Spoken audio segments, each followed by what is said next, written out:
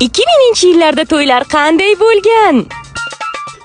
Mana bunisi Odina paniki ekan. Mana bunisi Xolida paniki ekan. Mana bu общий mahallaniki. Qara, yana 20 tiyin ish yetishmayapti. Bor qo'shninikini olchi. Xornila choylar bormi? Qizim savzi qanday qilyapti? Savzi bormi yana? Zebo tovoqqa keldim. Bor qo'shninikini savzi olib kel. O'g'limni o'ylantiryapti. To'y kuni ham remont qiladimi? Večergacha qilib tashlaymiz. Shu kecha qilib qo'ysangiz bo'ladi-yu, sasuvchi ol. Zamiraxon to'yga yetildimi? Yo'q, uni ko'chasi menga topshirilmagan. Nima qilsak bo'ladi? Mana ismini yozganda to'yga tez yetib kel. Do'dasi, videochi to'yga yetilganmi? Mana Salom. Qanchada tayyor qilib berar ekan? 5 kun. 6 oyda qilib beradi-da. Rostdan.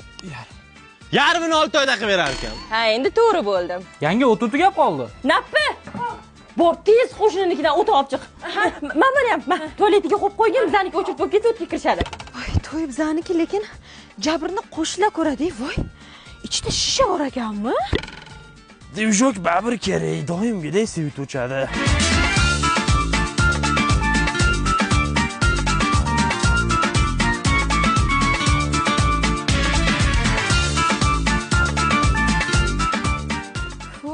Zebo, qara dasturxonlar hidlanibdi.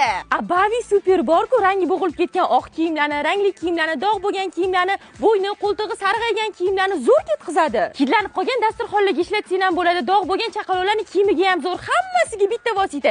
Eng zo'r tomoni xlorsiz, o'tkir hidsiz, zararsiz. Mana shuni ishlatgin. Tugab qolsa qayerdan olamiz buni? Shu ham savol menda. Конечно, qo'shninikidan. O'zbekning to'yi hammani to'yi.